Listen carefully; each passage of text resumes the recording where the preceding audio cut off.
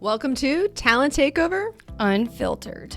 When it comes to working hard and keeping it real, we know our shit. Self-care, happiness, inner peace, and time. I'm Brianna Rooney, and this is Taylor Bradley. Hey, y'all. And we have thrived in chaos and turned it into an art form. So Taylor, what are we doing here today?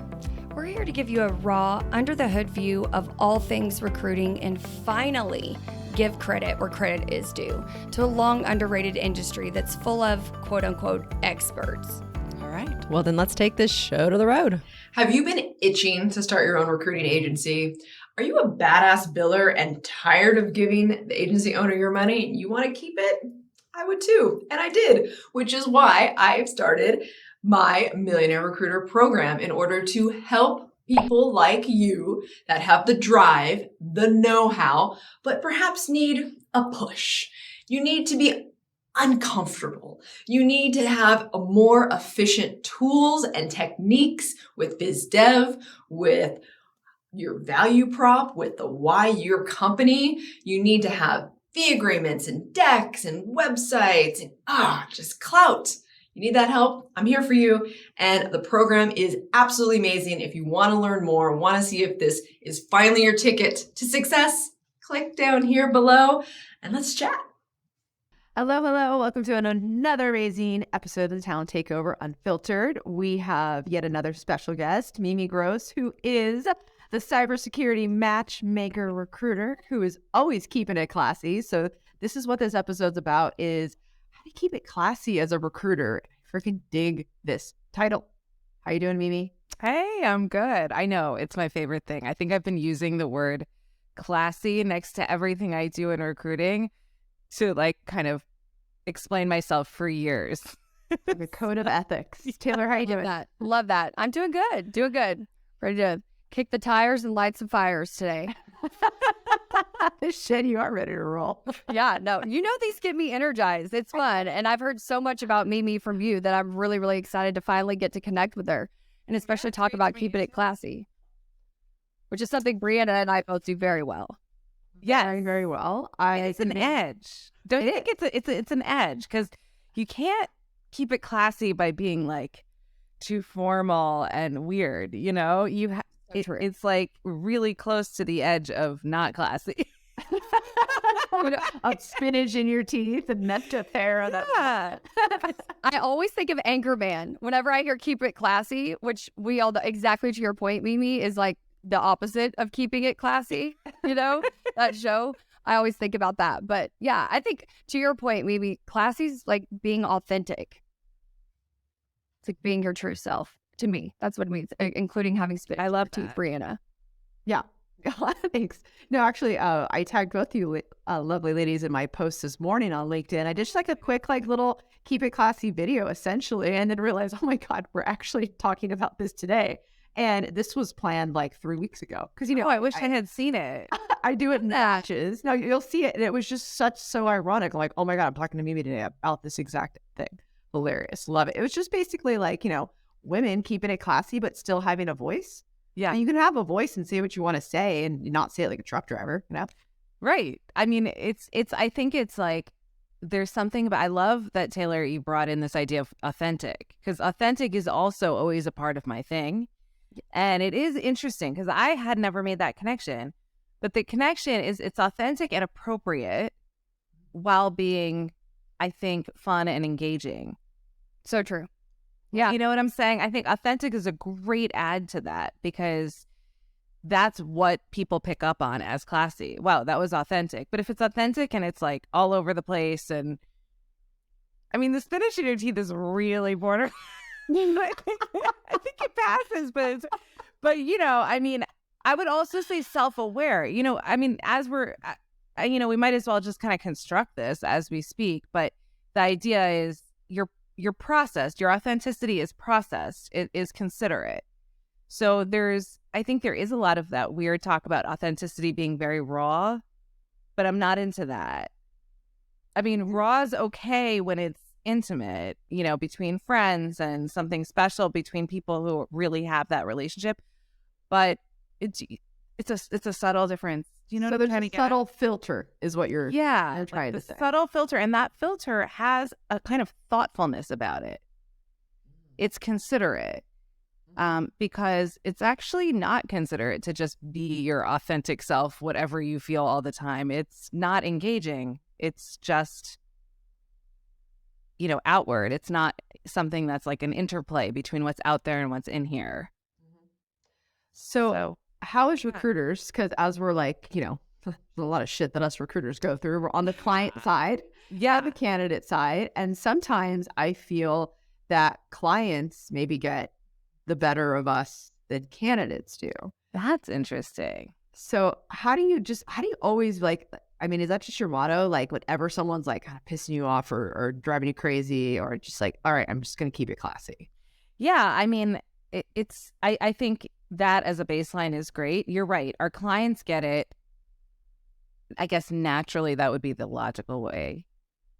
But I think we could even bring it further down, because it's like, classy isn't about being polite. It's classy is a way of saying difficult things. It's a way of being annoying and persistent. Okay. Oh, you know what I'm saying? So it's not just, classy isn't just like the customer service side of it. It's a lot, and that's not like we went super philosophical really fast, but I think it might be worthy of it, only because So you could be calculated and be classy. Or you should be calculated. Yeah. I feel like there's like a negative connotation with the word calculated, but sure. I think exactly like how you just defined it, maybe you could be classy and be calculated. And actually maybe part of being classy, as we're defining it, is to be calculated. Yeah. And I love that you put in authentic, because like calculated isn't going to equal classy if you're stiff and you're not being yourself. So true. So in situations with candidates, I guess there's so many sides, because there's like, how does a candidate stay classy with you as a recruiter? How does a candidate stay classy with a company as they're in the process? Then there's, how does the company stay classy? Yeah. But of course, his own shit show. Exactly. You're right. I mean, there's a whole load of ways that classiness breaks down on all fronts in the recruiting sphere. So then there's also obviously us as recruiters, and how do we stay classy? And, I think in some ways we are that middle ground. Like, we're keeping everyone classy. And if we're classy, we keep the process classy. And I think there's a little more wiggle room on either side. But, like if we hold that together, I think it can make a big difference. Yeah, I was going to add to that. Like, I think that your approach in anything is going to be the difference between your success and failure. So exactly like what you're talking about, how we approach things as recruiters, how we approach things with the candidates, how we approach things with the client. That's going to be the difference again between success and failure. Yeah. I think, us external recruiters, we set a certain tone. It's a huge part of what we do. It's crazy, actually. It is kind of crazy when you really think about it. And then you think about people are kind of so dismissive, especially right now, of recruiters and the role they play in organizations and laying them off. And it's like, we're really the puzzle piece of the glue, a missing puzzle piece in the glue to a lot of different things. And recruiting, as we know and have talked about, hence why we created this podcast, doesn't really get that credit. Totally. Now I love, because we talk about candidate experience all the time, client experience, all those things, but it's like, let's bring the classy experience to the candidate. You know what I mean? Like, let's bring it on. I like how you said classy process too. And then what was interesting is Taylor saying calculated, because you're right. Normally calculated is like manipulative. Right. And then also I'm thinking of aggressive. So there's a lot of different terms that you do have to be aggressive as a recruiter, but people are like scared of that. You do have to be calculated, because you do have to really put puzzle pieces together in a way that a lot of people don't understand, where we have to bring the client and the candidate together. And sometimes we have to get them out of their own shit. It's like, you're all up in here thinking you want this and you want that, but are we seeing that we're not that far apart? And we have to bring it together in that classy way. So 100%. I mean, I know Brianna loves actual examples. So I made sure I love going philosophical all out, but I made sure to bring some with me. So one of the examples of that, where like we suddenly sometimes find ourselves being asked to bring it together by the situation, is, so I had a recent experience where there was a role that was open. And I know you guys work on technical roles. So once you're in technical land, I don't know if things are as fluid as in sales and marketing, but there was a role open. The person that was an amazing cultural fit, amazing work product that would have been great for the company as a whole, but not for that role particularly. So they fell in love with this person and really wanted to continue the process. And the candidate really was excited, so was willing. And it turned into like a 9-step process. Woof. And I had to, at a certain point, come in and say, hey, can we get a title for what you're picturing? Can we get a description? I know you like this person. I know this person's like in a situation where it's worth it for them to follow you where you're taking them, but this isn't right. This isn't good. It's not a good look. It's not classy. So I kind of found myself, it's really funny because I call myself a matchmaker, and I really, if two people were like dating and there was a matchmaker who was their guide, like, hey guys, this is ridiculous. Like, you either break up or you figure this shit out. Exactly. Or whatever, and it's like, so you sometimes need that third party to be like, this isn't how it's supposed to be. This isn't classy. This is something else. So that's one example of how I think we kind of come into the process like that. So what happened though? So did they listen to you? Did that? They appreciated my feedback. I had to be careful. This person really was excited, so I didn't want to come in strong. I didn't want to like ruin the opportunity. I didn't want to do a hard sell on some kind of like, here's your bottom line, what's the word? And give them an ultimatum. I don't want to do any of that. Mm-hmm. So I just came in and I said, look, here's the situation. I haven't seen this before. I've never seen a thing like this. I know that you're excited. I know that he's excited. Is there a way that we can kind of like do one of two things? Either get a title that you're envisioning and something really strong that you have shown that you have a vision for this, or can we allow the person to make a pitch for what they want to be doing for you guys? Because clearly there's some reason you don't want to let the person go. Right. Because we see that all the time. I mean, if it's not happening, there's a reason. So there's something there. I didn't want to break that. So I had to kind of give them this gentle, classy push to something, because it literally was on the path of going on forever, and it was just ridiculous. It's just not healthy for both sides. No, it's not healthy for both sides. It's not good. It's not a good look for either party, because then the person starts to look like they're allowing this. And then the company starts to get a reputation for not being clear about what they need and about what they are. So I had to harness that. And there's no one else. There was no one else to do it. You look around like, someone should do something. Someone's saying something. And I'm like, I guess it's me, because I'm the one. So does the person work there? No. I was hoping this had a happy ending. I know. Well, the happy ending is that, like, things that shouldn't go like that don't. Yeah. The happy ending is the instincts are always right. So I had to, look, we're dealing with people's lives. We're dealing with companies' futures. So do you find, I feel like there's a lot of gravity when I come in the mix. Like, it's not the perfect metaphor, but I like to say I don't like to mess with the time-space continuum. Like. Sci-fi of you. Okay, I think no sci-fi person would call back to the I'm not sci-fi, obviously. Ever since Star Wars, sci-fi, that's where we at. I've never seen any of it, so I'm like, oh yeah, I went through Back to the Future. No, she's saying Star Wars or no, exactly. Yeah, no. So yeah, we would insult the sci-fi people by saying, well, good thing none of them are recruiters. They probably all listen to this. But do you ever feel that way sometimes, like when you're seeing something and it's like you feel like really like careful. You want to be really careful about what you do because you don't want to be the reason something didn't work out or the reason that something did work out and it shouldn't have. Yeah. No, I think the analogy that you used earlier about being a matchmaker and this situation that you outlined is like perfect. It's like either propose or break up, you know? You're at that point. And someone's got to tell you that. And a lot of times friends won't do it or friends will do it a little too hard on the side of the person they love. True. Yep. So they're not seeing the fuller picture. You know, we see it all. Mm-hmm.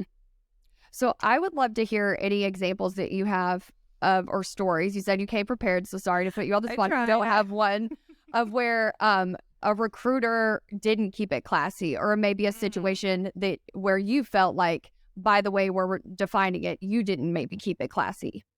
That's great. Okay, so that I didn't come with because, you know, that's a little deeper. But I can talk about, okay, I will think about that as we're talking, like an example of where I feel I maybe messed up because I love to be authentic and share that. But I'm and I have. I have not been my perfect self, and I'll think about that. The other one was where someone else wasn't, where I saw a recruiter not being classy. Yeah, either you yourself personally did something or you've witnessed it with other recruiters. Because we know there's examples that exist out there that are kind of what give recruiters a bad name, like they ghost candidates or, you know, don't get back. So stuff like we could give those general examples. Those are good examples. Yeah. Like in terms of places where we in general, and probably it'll bring up some place where I've actually done it. But because I have ghosted. I have not gotten back to people. There is a human side to what we do. We talk to an insane amount of people. So I do try sometimes to help the industry, I guess. When someone's like, and this shitty recruiter just ghosted me, I'll be like, you know what? They like, that's not right. But they probably just have so much going on, you know, and I've done it and stuff like that. But I think that there's a couple ways that we get into situations where we can be unclassy, which is that the minute somebody doesn't fall into like where our money today agenda lies, then they will naturally fall out of the top of the line. And so that's a place to be classy and to remember that it's not money today, it's money tomorrow. That's so much better money. And so if we lose a relationship because suddenly that person's off of the money, like immediately money generating, you know, spectrum, that's unclassy and we will lose that relationship. And I will say that I have, okay, here's where it is. People that I didn't give a lot of attention to, I had situations where they were very, very willing to go with someone else when the time came, where there could have been a situation where that person, no, I am in this very niche little spot. So the candidates that have this deep relationship with me and we're really in it together, they will call me the minute they see something rumbling in a company. And they're like, do you work with these guys? And sometimes I can get them in there even if I don't work with them. But I would say 6 times out of 10, they are a client and I could probably make a phone call. But if they feel that I haven't given them that time of day, why would they do that? Just go with whoever you see posting the job or whatever it is, or go directly to the company. So I feel like that's a way that I've made mistakes and I've done it well and I've seen the results. It's the like, you know, the understanding that, you know, maybe somebody fell off my radar and then I didn't have that relationship. And that one little thing could have kept that. Yeah. So long, you know, it's so valuable. What, you and I had talked about a couple months ago at this point is essentially how, like when you first get a client, you basically say, look, I'm going to give you my all for 2 weeks, and then we're going to see how it is. Right. But I think a lot of people, and I think that's great, you have to be upfront, you have to show your expectations, and so there's no miscommunication. Right. And so people ask a lot, especially on Millionaire YouTube channel, is like, how do we let go of clients? Because like, especially now, it's like they're gold, right? Like everyone's like, oh my God, you have clients, like why would we get rid of them? But at the end of the day, you have to, because it doesn't work out for you, your process, your candidates. There's so many reasons why. So how do you How do you have that conversation? I had a crazy example of something recently where I had a client that was looking for a role that was the right kind of role for me, it was like a senior most marketing role, first marketing role. And I was so excited to do it. We were looking, they're awesome. We have a great relationship. When they were going public, it was in stealth. When they were going out of stealth, they like called for my home address to send me a swag bag. Like they really were in it with me.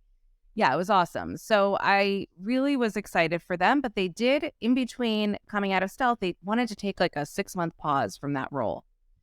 And they said, but we happen to be looking for like a more junior salesperson. And I'm like, oh gosh, that is the worst idea.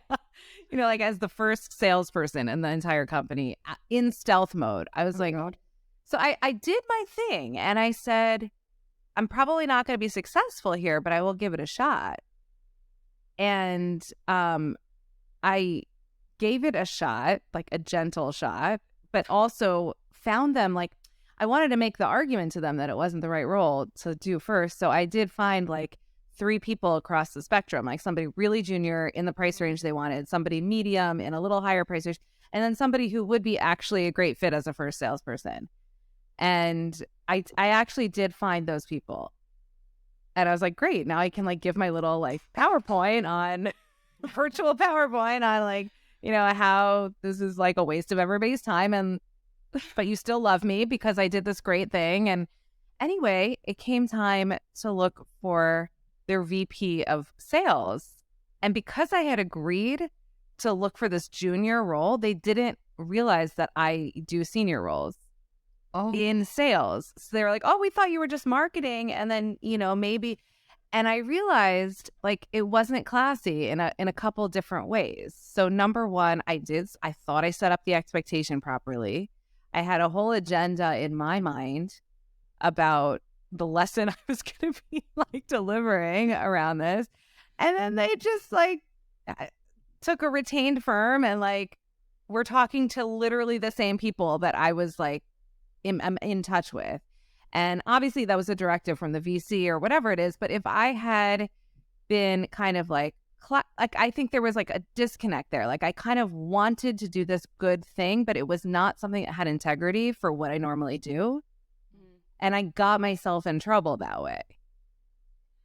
It's long-winded, but I hope it's coming through. Like it's this idea of like, you think you're doing a nice thing, but like you really have to keep your integrity. Yeah. Or you can so easily like be misread. Yes. I love the way you just framed that up. Keep your integrity or you'll be misread. Stay true to who you are, like what you knew you could deliver, even though you had the best of intentions. Yeah, I should have just said I don't do that. Yeah, I don't think it's a good idea anyway. Well, so did you ever tell them that you didn't think it was a good idea? I did. But I said, I'll look. So the integrity, the classy thing would have, and it's like subtle. Like that's what I was talking about. We're on the edge. The subtle piece of integrity / classy thing to do would have been to say, I don't love that idea. I'm here for you if you want to hire the right person for that role. And I'm also here for you for the role we were looking for. And I know you, and I'm sure they'll call me back for that role. It's not like I ruined the relationship, but I ended up feeling slighted as the recruiter because I communicated something by not being, not being firm. I communicated something I didn't intend to communicate. Yeah. Like I'm willing to do whatever and I'm not willing to do whatever. So that's its own separate thing because, we definitely get caught. And I think there's a lot of recruiters out there. Like I know a lot of tech recruiters are being like, hey, should I go to healthcare? Hey, should I do this? Like, because, there's a lot of different movements. I mean, we're even getting other people reaching out to us because our reach is getting bigger, which is awesome. And it feels good. Awesome. But we're getting people be like, hey, do you do X, Y, Z? And because, Taylor's Renaissance and I'm tech, we can technically do lots of different things, but it is hard. And I know you're talking about when your integrity, it's like, I do this, but it's like really hard. Yeah. It's really hard to stick to that. I think that, the secret of why I was able to be really successful in this like little sliver of a space is because I definitely said yes a few times. I made some great money actually trying in a biotech for a minute, but I said, no, I got to do me. And that is like the faith and the kind of integrity of like knowing what you deliver and the relationship and community that you're building as a recruiter. That is going to build on itself, and you will be the best person for that niche that you're in if you stick to it. But it's very tempting not to. I love your self-reflection about what you could have done different and, you know, staying true and to who you are, your integrity. But as you're talking, I'm sitting here thinking like, why did that company keep it classy and have a conversation with you about, hey, we're ready to hire this? On the flip side of that, I think, wow, you did this amazing thing by saying, okay, I'll give it a go. That's not usually within my wheelhouse, but I'll give it a go to help you guys out. I would think that there should have been a level of communication if I was that client to come back to you and say, hey, we're ready to hire this person. Even if they didn't think you were the one that was going to do it. Hey, do you know anybody? I still think is. Oh, sorry. I don't want to. Go ahead. No, go ahead. So excited about that you brought yes, up. Go for it. This is probably one of the most important places to be classy, which is they should have said something. We're in a relationship here. They should have done that. They should have understood that when I said I don't do that, but I'm going to do it as a favor. They should have remembered that always. Yeah. But that's what I found is like the inherent thing of classiness is never blame other people. Ever. Because they have their own thing. I have to know that like anything I need, I either have to say no or I have to say it 100 times every time I talk to them. And then that's annoying. So like, why am I even doing that? Mm-hmm. So I hear you. I think that there was probably at the beginning, and I would say for sure in my life, you know, you want to blame somebody because they're not being their best self, and you want to be your best self, and you want to be in relationships with people who are being their best selves so you can be yours and all that. So I think this really is one of those classy moments where it's like, we can bitch about it to our friends and our fellow recruiters and how crazy was that. But when it comes to like them, you have to, and this is part of integrity. It's like, they did that. I'm going to take a minute when they come back to me to ask me about the next thing and make sure that that's what I want to do. Yeah. You know, like it does, there's this kind of like, a little bit of a vicious element of making somebody feel guilty for wronging you. It doesn't fix it. And it doesn't make the relationship better almost ever. Does that make sense? No, I totally agree. I think for any of our listeners that maybe are hiring managers or clients, I think that's where this serves as a learning moment. Oh, it's like, just communication would have been nice. And you're very zen and you're woo-saw about it. And you're clearly, and I'm over here like this, I'm sweating. I'm like, this really chaps my ass for her. And as we're talking about keeping it classy, I'm like, oh, just have it. It's just a conversation. No, so you have to make it guilty, but just. I want to say I punish. There's punishment. If I sound like I'm zen, then I am not. So Mimi's it, but her alter ego. Maybe. Well, I think it's part of this idea of like, I'm pissed. I know that they didn't do the right thing by me. I know, like with the other situation, that makes me lose respect for them. For sure. I am vicious about offering my respect. And so if someone's doing that, then they will immediately lose respect. But that it's almost like, then they don't deserve me to call them on it. Mm-hmm. Unless the relationship is deep enough where I want to do that, or there is that trust and it's something real. And I want to say, look, and I have clients like that who have done something totally unintentional. And we have that kind of relationship where I can say it and we've moved through things. And I've had candidates who've done really weird, shady stuff that didn't intend to. And I called them on it. And we got through it and deepened. But it's not always, you know what I mean? Like the impulse is to like, and my impulse is to like always call people on everything. Amen, sister. So I just found with like, there you go. Taylor, I don't want you to think that, you know, I'm just like, whatever, turn the other cheek. No. It's like, that's my inclination. But when I come to the business table, I found that the money tomorrow kind of thing is encapsulated in not calling people out all the time, which is extraordinarily painful and hard for me. I love that. When you were starting to talk about this story, I'm thinking to myself, it's the company not keeping it classy. I was on Taylor's side on this one. Totally. But you are radiating emotional intelligence. Yeah. Like there couldn't be any more going through your veins right now, because like that, and I think we have to, because right now we're at time, we have to have you back. Oh my God, are we out of time? I know. It's crazy. It's so sad. It's so easy. Because having emotional intelligence in recruiting and business in general is a very, very hard thing to do, because it is not in your nature. Like, it's not in your nature, Right. to not freak the fuck out. It's not in your nature to be like, are you joking? I can, and like burn bridges and throw shit and stuff like that. So when you're talking about keeping it classy, you're also talking about holding your EQ on that.